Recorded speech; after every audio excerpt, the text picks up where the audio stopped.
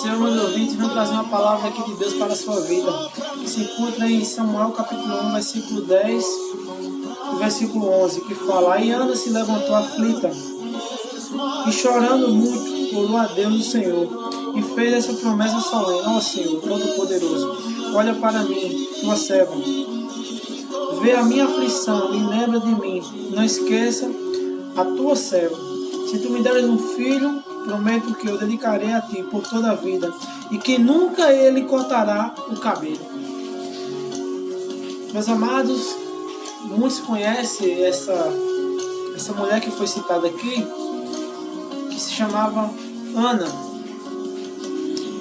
E Ana, aqui está falando da promessa que ela fez para Deus. Ana era uma mulher guerreira, uma mulher que sofria por não ter filho. A Bíblia fala que essa mulher sofria muito, mas ela era fiel. Ela era fiel a Deus. Ana tinha uma rival como outros cristãos, como nós mesmos, no nosso dia a dia temos rivais. Só que essa rival de Ana, ela vivia lado a lado com Ana. E essa mulher se chamava Penina. Todos os dias essa rival zombava de Ana, porque ela não podia ter filho. Ana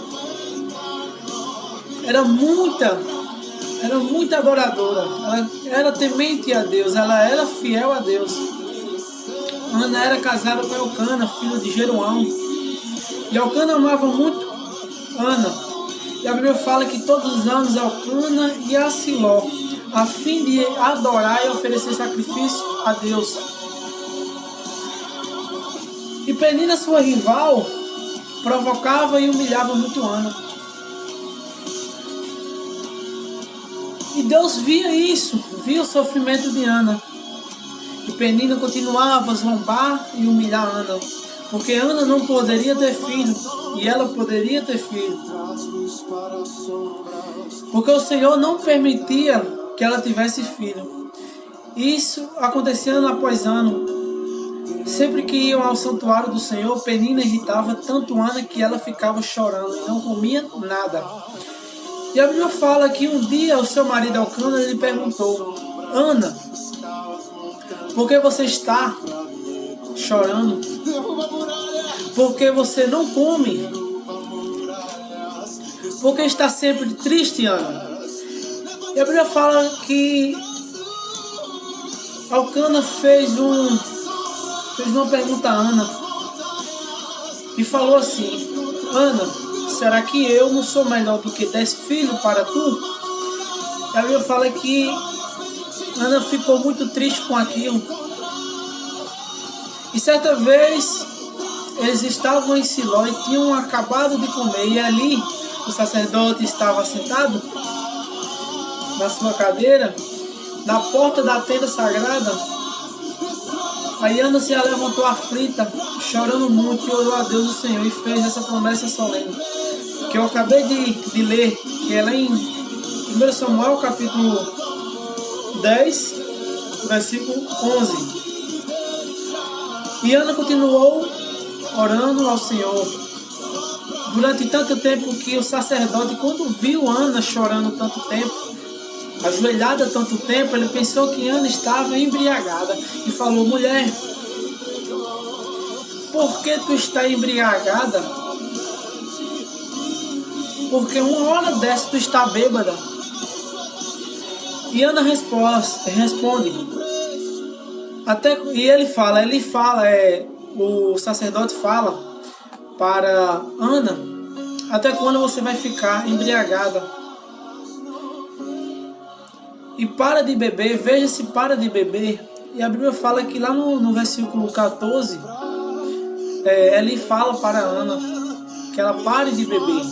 E Ana, quando ouve o sacerdote falar isso, e ela responde, na hora que o sacerdote fala para ela que ela parar de beber, ela olha para o sacerdote e fala assim: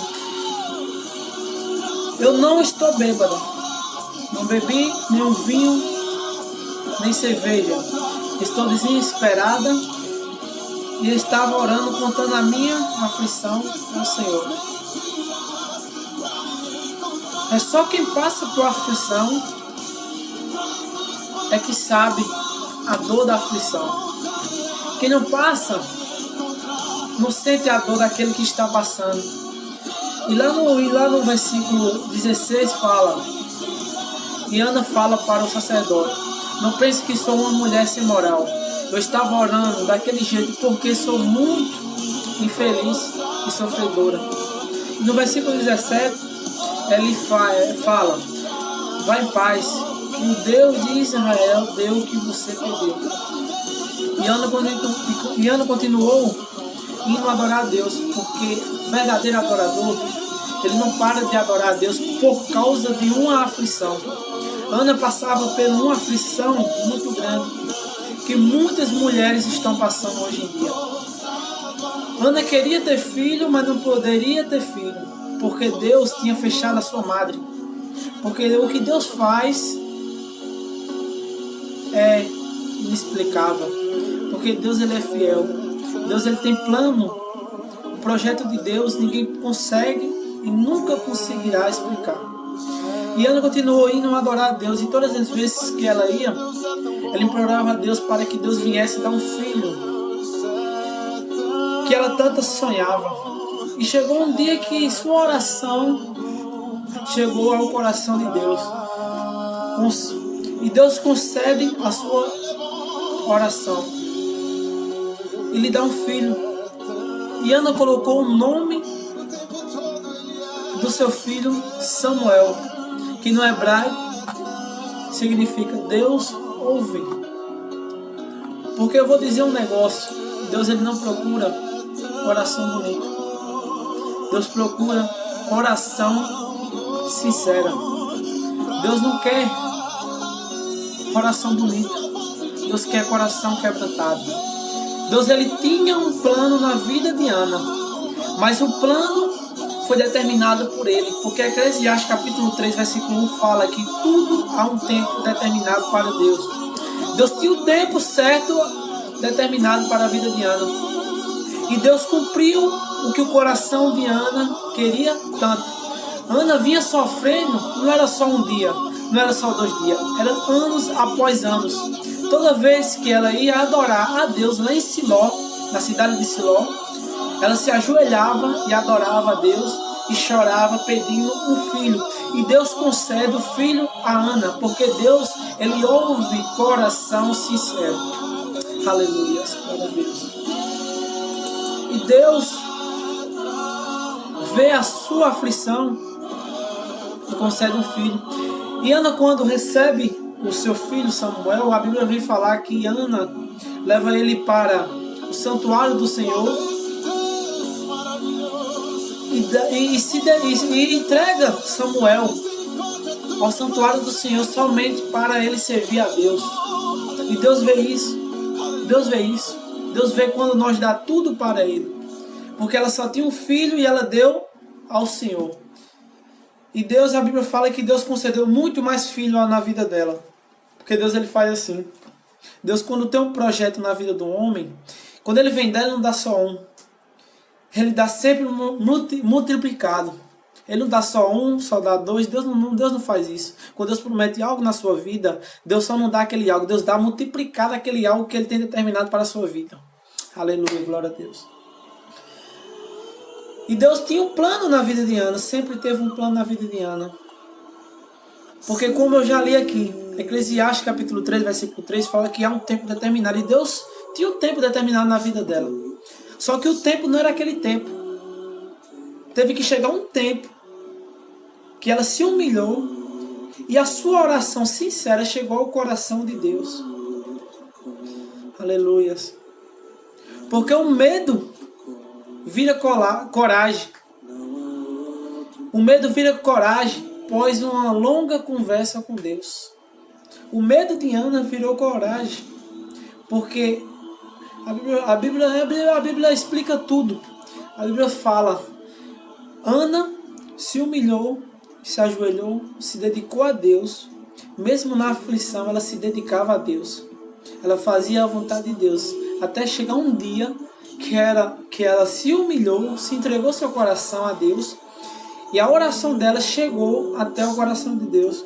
Porque Deus não procura palavras bonitas, Ele quer um coração sincero. Aleluia, glória a Deus.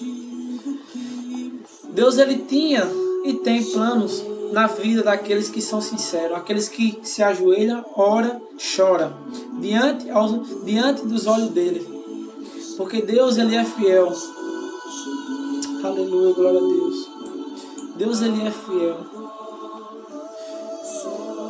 Porque o que você carrega revela quem você é. Ana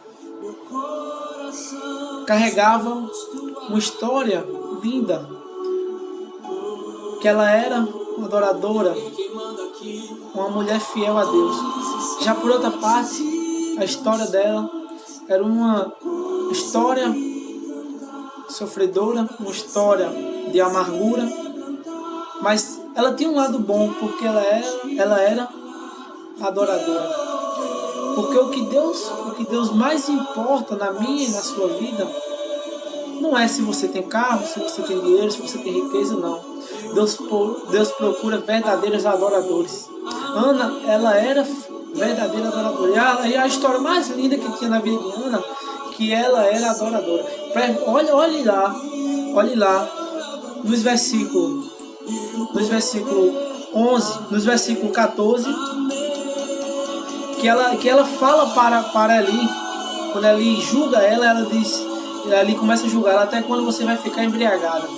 Veja se para de beber, no versículo 14. E olha o que Ana disse rapidamente quando Eli fala para ela isso.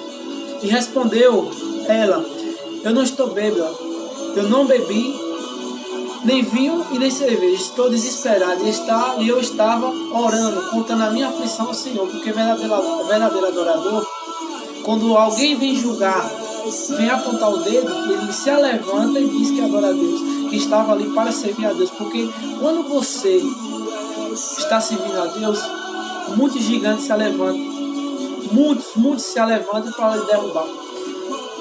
E ali, quando viu com os olhos carnais, não viu com os olhos espirituais, viu com os olhos carnais, foi julgar Ana. Mas Ana, ela era verdadeira adoradora. Porque quando Eli foi julgar ela se levantou e disse: opa, eu não sou bêbada não, sou verdadeira adoradora, sou verdadeiro adorador. Continue sendo verdadeiro adorador, porque Deus tem algo para fazer na tua vida. Aleluia, glória a Deus. Muitos versículos da Bíblia vem falar que os verdadeiros adoradores serão sempre privilegiados. Porque o povo de Israel, vou para a história de Israel, que fala que o povo de Israel passaram 40 anos no deserto. E à noite, uma coluna de fogo cobria eles. Porque no deserto, à noite é muito frio. E ninguém aguenta ficar no deserto à noite, porque é muito frio. E de dia, o povo de Israel, uma nuvem cobria eles, modo sol, castigar eles. Porque Deus, ele cuidava do povo de Israel. Porque o povo de Israel, naquele momento que passaram no Egito, eles eram fiel a Deus. E quando é fiel a Deus, Deus a levanta nuvem de dia para não te queimar. Deus a levanta coluna de fogo à noite para tu não passar frio. Manda maná do céu. Manda café da manhã todos os dias. Porque eu vou puxar para a história de Elias. Elias, quando foi para a caverna, Deus mandava um corvo levar comida para Elias, mas não deixava Elias com fome. Por quê? Porque Elias, ele era fiel com Deus e ele era verdadeiro adorador. Porque quando você é verdadeiro adorador, nada falta em sua mesa, porque Deus é contigo enquanto você for fiel a Ele. Recebe essa palavra. Estou aqui para falar que Deus é bom, e essa palavra que chega a muitos corações, e que Deus faça milagres nas vossas vidas. Amém.